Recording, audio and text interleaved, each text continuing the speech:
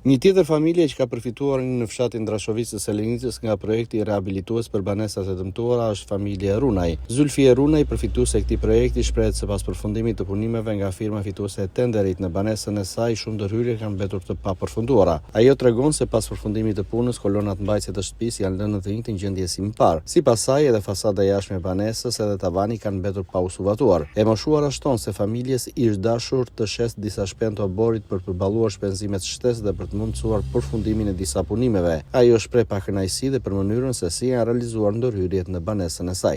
Zulfie Runaj. Vetë që qenë në atë që pakënaqur çfarë do themi. Vetë këto se harrojnë që qenë në sënë plak.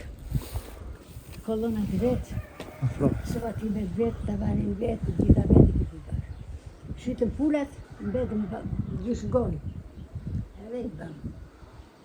Shumë të kënaj kustime, po nese. Po t'i kësha marrë vetë, ishte më mirë. Më mirë. Dhe kësha bërë gjitha janë, shkallë kanë betur copa. Në skemi, jemi me 7 lektimet. 150 me djali. Edhe këto kemi, atë që në skemi asë tjetër. Kemi një lokë vetë.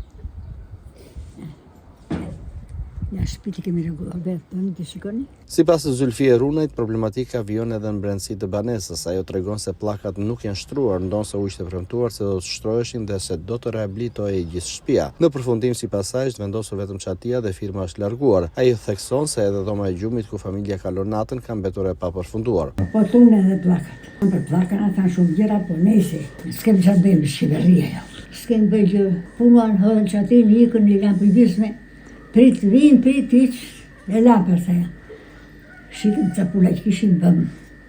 Këtë në të tibet, kjo dhe ma ime pa bërështë. Fondi i vën dispozicion të familjeve përfituese të këtij projekti nëse do të jepi drejt për drejt për secilin individ për realizimin e punimeve, sipas banorëve do të mjaftonte për rehabilitimin e plotë të banesave, ndërsa me të njëjtin fond, firma që ka zbatuar projektin sipas banorëve të kontaktuar ka realizuar ndërhyrje të pjesshme, kryesisht në pjesën e çative dhe tavaneve.